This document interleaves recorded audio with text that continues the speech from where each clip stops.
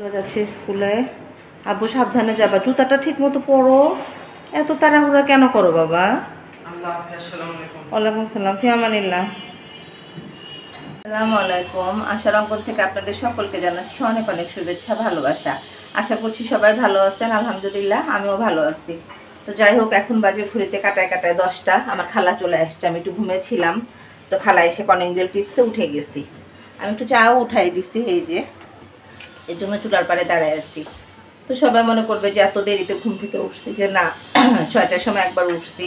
আমার সাহেব হসপিটালে চলে গেল, প্লাস ছোট ছেলে ঘুম থেকে উঠে 5টায়, তার ক্ষুধা লেগে গেছিলো। তো যাই হোক, সবাইকে নাস্তা টাস্তা দিয়ে রেডি করে দিয়ে বাচ্চারা স্কুলে চলে গেছে। তারপর আমি আবার একটু ঘুম, মানে ওই সময়টা মনে হয় যে জাস্ট আমার সময়। তো যাই হোক, সবাই যার যার মতো চলে গেছে। বাসায় কোনো কাজ হয় নাই, বাসায় একদম মানে কিছু অবস্থায় রে বাপরে বাপ। আর এই যে কাপড় চুপড় সব ওয়াশিং মেশিন থেকে দিয়ে দিচ্ছি অলরেডি। 3 বারান্দা ভর্তি, অলরেডি চাদরও দিয়ে দিচ্ছি। চাদর দিয়ে দিচ্ছি দেখে ভংচং শুরু হয়েছে, বৃষ্টি আসবে কি আসবে না এটার একটা ভয় দেখাচ্ছে আমাকে। তো যাই হোক, আমি আর এখন আর ভয় পাই না।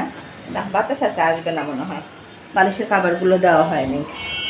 তো যাই হোক, এই হলো সকালবেলার সমাচার। এইমাত্র ঘুম থেকে উঠলাম, চা উঠাইছি, একবার চা খাইছি, আবার একটা চা খাবো, 1 কাপ চা একটা রুটি দিয়ে। তারপরে ঘর বাড়ি গোছানো জাস্ট শুরু করে দিব।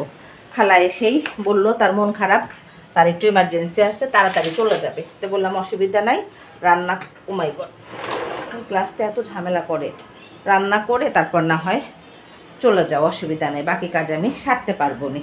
তো খালা গেছে একটু বাজারে, ওর বাবা একটু শাক পছন্দ করে। তো তো ভাবলাম যে একটু শাক আর ভালো একটু গরুর গোশ থাকলে মিশনের জন্য নিয়ে আসার জন্য। তো যাই হোক, খালা গেল বাজারে, আমি হলো ভিডিওটার ইন্ট্রো দিয়ে সকালটা শুরু করে দিলাম। তো যাই হোক, আলহামদুলিল্লাহ বলে সকালটা শুরু করি, তারপরে না হয় খাবারটা শেষ, চাটা শেষ করে কাজে হাত দিই। তো শুভ সকাল সবাইকে।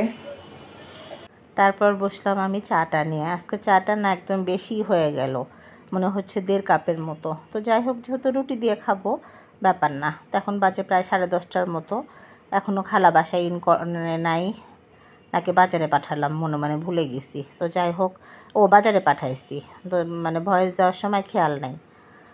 তো চাটা শেষ করেই ধীরে ধীরে কাজ শুরু করলাম। মানুষ কি সুন্দর দেখা যায় যে মানে ফার্নিচার 2-3 দিন পর পর মোছে, ঘর বাড়ি কোনো রকম গোছায় কি গোছায় না অমনি থাকে। আর আমাদেরকে যতই গোছাই ততই মনে হয় গোছানো হয় নাই, যতই গোছাই ততই মনে হয় গোছানো হয় নাই। ঘর বাড়ি গোছানো না থাকলে কেমন যেন মন ভালো লাগে না, ভালো লাগে না, এরকম লাগে। তো যাই হোক, কি করা যাবে, মানে ছোটোবেলা থেকে মানুষ অভ্যাসের দাস। আম্মা গোছানো ছিল, আম্মার চেয়ে আমি বেশি গোছানো হয়েছি। আবার আমার চেয়ে হয়তো আমার ছেলেরা বেশি গোছানো, বা ছেলের বউরা আরেকটু বেশি গোছানো হবে। তবে আমার সাহেব আমার সাথে মাঝে মধ্যে মজা করে যে তোমার ছেলের বউরা যদি অগোছানো হয় তাহলে কাহিনী দেখা যাবে। তো আমি বলি যে আসলেও তাই, আবার ছেলের বউরা যদি অগোছানো হয় বা নোংরা হয়, আমি একদম বাসা থেকে বের হয়ে একদিক চলে যাব। এটা হলো আমার ডিসিশন, কারণ আমি অগোছানো একদম থাকতে পারি না, একদম থাকতে পারি না। আর আমার ডাইনিংটা কি ছোট, তাই না, একদম ছোট। আমার বাসাটা যখন কমপ্লিট হয়, মানে আমার ফ্লোরটা না, যখন মানে 2nd ফ্লোর কমপ্লিট হয়, তখন এসে দেখে আমি বুঝতে পারছিলাম যে ডাইনিংটা বড় হবে না। আর ডাইনিংটা বড় হয় নাই দেখে আমার শোকেসটা ডাইনিংয়ে আঁটে না, এটা আমার অনেক দুঃখ। তাও বা আটতো হয়তো ওই পিলারটা না থাকলে। তো যাই হোক, কী করা যাবে, দুঃখ বিলাসী হয়ে লাভ নাই, মেনে নিতে হবে। মানে ভাড়া বাসায় যখন মানুষ কোনো কিছু নিয়ে কষ্ট করে তখন বলে যে নিজের বাসা হলে মানে সমস্যা সমাধান হয়ে যাবে। আসলে সমস্যা একদম জন্ম থেকে শুরু করে খবর পর্যন্ত থাকবেই, সমস্যা জীবন থেকে কখনোই যাবার না, এরকম। তো যাই হোক, আমার ওভেনটা না ভিতরে একটু ডিপ ক্লিন করতে হবে, কারণ মিশন মাঝে মধ্যেই অনেক চা গরম দিয়ে ফেলে, মানে ঢাকনা দেয় না। এই কারণে দেখা যায় যে চা অনেকটা হয়ে মানে ছিটে ছিটে লাগে। যদিও আমার ওভেনটা আমি কম ইউজ করি, খুব একটা গরমের কাজ ছাড়া মানে অন্য কোনো কিছু খুব একটা করা হয় না। পিৎজা তো ইদানিং বানাই না, ভাল লাগে না, ভাল লাগে না, কেমন যেন আমার রান্নাবান্নার কাজ করতে একদম ভালো লাগে না, বিরক্ত লাগে। আর কি বলবো, আম্মাকে ফোন দিলাম, আম্মা গেল ডাক্তারের কাছে। আমার শ্বশুরের আজকে অপারেশন হবার কথা, মনের মধ্যে কেমন যেন সংশয় কাজ করতেছে যে কি হলো কি হলো, বোঝা যাচ্ছে না। তো যাই হোক, আম্মার রিপোর্টটা যেন ভালো আসে। আম্মা অনেক দিন হলো টেস্ট করায় করায় এই যে বাডেমে নিয়ে নিয়ে দেখাচ্ছে। ঢাকা শহরে আসলে ডাক্তার দেখানো যে কতটা বিড়ম্বনা সেটা বলার অপেক্ষা রাখে না। অসুখ বিসুখ হলে তখন বোঝা যায়। আর আমি যে বিশেষজ্ঞ বলতেছি সে হলো মানে রোজার পরে আমার ডাক্তারের কাছে যাওয়ার কথা, আবার মনে হয় রোজার মাস এসে গেল, এখন পর্যন্ত ডাক্তারের সাথে আমার কোনো সাক্ষাৎ নাই। এখন ডাক্তারের কাছে গেলে ডাক্তার যে কি বলবে আল্লাহই জানে। তো যাই হোক, যাই বলুক না কেন, এই যে আমি ঘেমে একদম একাকার অবস্থা। আমি কিন্তু যে ঘর বাড়ি গোছানোর সময় প্রচণ্ড পরিমাণে লম্প ঝম্প করে বিছানা চাদরটা পারলাম। বিছানা চাদর পারতে তো মনে করেন যে একদম যা তা অবস্থা সবারই, এদিকে টানো এদিকে ছোট হয় এদিকে বড় হয়। আমার এই খাটটা একটা মানে অবস্থা, কি যেন বলে, মাপটা পারফেক্ট না। এর জন্য দেখা যায় যে অনেক ঝামেলা চাদর পাড়া। আর আমি সাধারণত এই গরমে ঘরও যে ঝাড়ু দিই তাও মনে হয় ফ্যান দিয়ে ঝাড়ু দিই এরকম। তো এই অবস্থায় ভাবলাম যে বিছানার চাদরটা আজকে চেঞ্জ করে ফেলি। অনেক দিন বিছানার চাদর চেঞ্জ করা হয় না, মনের সাথে যুদ্ধ করে চেঞ্জ করে ফেললাম, কি করা যাবে। এই তো যেটা বলতেছিলাম যে গুছিয়ে থাকাটা ছোটোবেলার অভ্যাস, তো কোনোভাবেই বাদ রাখতে পারি না।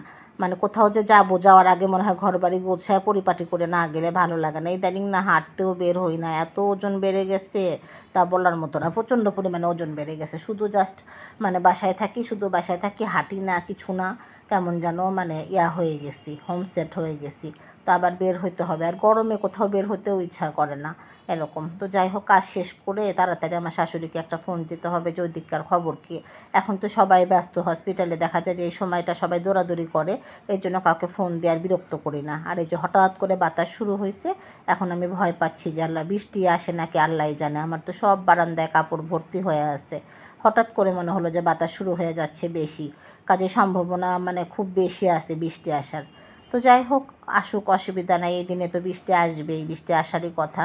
তো আজকে আবার খালারও একটু ব্যস্ততা আছে, যেটা আগেই বললাম যে খালা তাড়াতাড়ি রান্না করে চলে যাবে, আমাকে ঘর বাড়ি সব গুছিয়ে মনে হয় নিজেকে মুছতে হবে, খালা সময় পাবে না। আর বিছানা চাদরটা খুব সুন্দর লাগতেছে দেখতে, তাই না? এই কালারটা না ভালো লাগে, মানে রুমের সাথে একদম মনে হয় যে মানায়া যায়। মানে কোনো কোনো ঘরে দেখা যায় যে গাঢ় কালার ভালো লাগে, কোথাও আবার হালকা কালার ভালো লাগে। তো যাই হোক, এক চুলায় ভাত হয়ে গেছে, আর এক চুলায় যে গরুর গোশ। আজকে গরুর গোশটা মাশাআল্লাহ খুব ভালো ছিল। খালা বলে যে এই মাত্র গরু জবাই করছে, অমনি যে নাকি খালা দাঁড়াইছে। কিন্তু গোশটা একদম তাজা গোশ, খুব ভালো, মানে একটু পানি দিতে হয় না, পানি উঠে গেছে এরকম। তো যাই হোক, প্রেশার কুকারে গরুর গোশ দিলাম, এখানে যে ভাত, পাশে ডালও হয়ে গেছে এরকম। খালারও আজকে একটু তাড়াতাড়ি, আজকে বেশি রান্নাবান্না এলোমেলো রান্নাবান্নায় যাব না। আর ওর বাবার জন্য একটু লাল শাক ভাজি করবো ভাবতেছি। আর আমার অভ্যাস তো রান্না হওয়ার আগেই শুধু মানে চুলা মোছা, আর আজকে প্রচুর পরিমাণে থালা বাসন এলোমেলো হয়ে আছে, এগুলো সব মেজে ফেলতে হবে। খালাকে হেল্প না করলে খালার মনটা খারাপ হয়ে যাবে। আজকে খালার মনটা অনেক খারাপ, কে যেন খালার সাথে বিশ্বাসঘাতকতা করছে, এর জন্য খালার মন খারাপ। তাই আমি খালাকে বললাম যে খালা মন খারাপ করো না, মানুষই তো বিশ্বাসঘাতকতা করে, এখন কি করা যাবে বলো, কিছু করার নাই। তো যাই হোক, খালারের জন্য প্রচণ্ড পরিমাণে মনে কষ্ট পাইছে। আর খালা যদি কোনো কারণে মনে কষ্ট পায়, সে আমার বাসায় এসে মুড অফ হয়ে থাকে। আর খালা মুড অফ হয়ে থাকলে আমি আবার কষ্ট পাই। এই যেখানে আমার লাল শাক ভাজিটা, লাল শাক ভাজি আসলে আগের মতো আর কালার থাকে না, কেমন যেন কালার একটু ফিকে হয়ে যায়। তারপরে ওর বাবা পছন্দ করে। আগে লাল শাক, এইটুকু লাল শাক ছিল 10 টাকা, এখন এইটুকু লাল শাক হয়েছে 30 টাকা। তো যাই হোক, কী করা যাবে, সব কিছুর দামই বেড়ে গেছে, শাকের কথা বলে আর লাভ নাই। আর বর্ষাকাল, হয়তো শাক পাওয়া যাচ্ছে না, এর জন্য হয়তো দাম বাড়তি আছে। তো যাই হোক, খালাকে একটু উপদেশ দিলাম। আমি সবসময় একটা জিনিস মানে ফলো করি, বা একটা নিয়ম মেনে চলি, যে কেউ যদি আমার কোনো কথা কারো কাছে মানে খারাপ কোনো কিছু বলে, বা আমার নামে খারাপ কোনো কিছু বলে, বা যেটাকে আমরা বলি দুর্নাম করা বলে, এরকম কোনো কিছু যদি আমি শুনি, সেই খবরটা যে আমার কাছে পৌঁছায়, আমি তাকে কি করি, তার কাছে তার সম্বন্ধে আমি অনেক ভালো ভালো কথা বলি।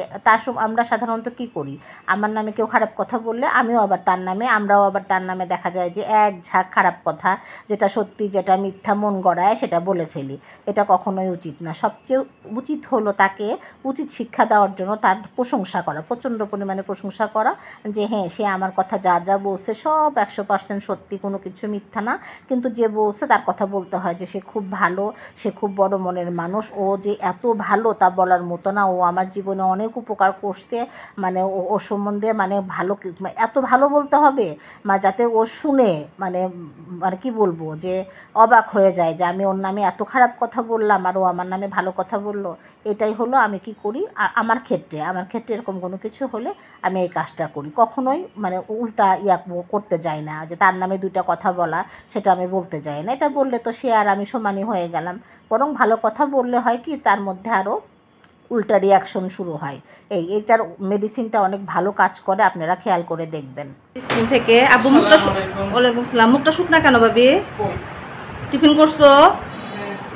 নিশ্চয়ই তুমি আজকে বেশি দুষ্টামি করছো ক্লাসে, এর জন্য তোমাকে টায়ার্ড মনে হচ্ছে, মুখটা ছোট মনে হচ্ছে।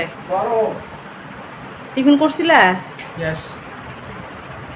ওকে। তো যাই হোক, মাহিন স্কুল থেকে আসার পরে ওদেরকে খাবার দাবার দিয়ে দিছি, তখন আর ভিডিও ধরা হয় নাই।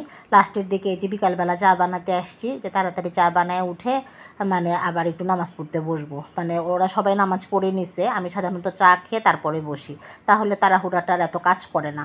আর এত আলোচনার যুগে না আলোচনা বদনাম গিবত এগুলো থাকবে, এগুলো থেকে না মানে শত চেষ্টা করলে মনে হয় বিরত থাকা যায় না। তবে আমি এই বুদ্ধিটা অবলম্বন করার পর থেকে অনেক ভালো কাজ দিচ্ছে এটা আমার জন্য। মানে যারা এই কাজটা করে না তারা এত লজ্জা পায় তা বলার মতো না। দেখা যায় ফিউচারে তারা এই কাজটা থেকে অনেকটাই বিরত থাকে। তো যাই হোক, আমি দিন শেষে আমার ছেলেদের সাথে চা নিয়ে বসছি। তবে আমার পরিবারে আমার 2 ছেলে, আমার সাহেব, ওরা কখনো মনে হয় কারো কথা বলতেই জানে না, কারো সম্বন্ধে কোনো কথা বলবে ওরা মনে হয় এটাতে ইউজ টুই না। আলহামদুলিল্লাহ, এই দিক থেকে আমি প্রচণ্ড পরিমাণে হ্যাপি।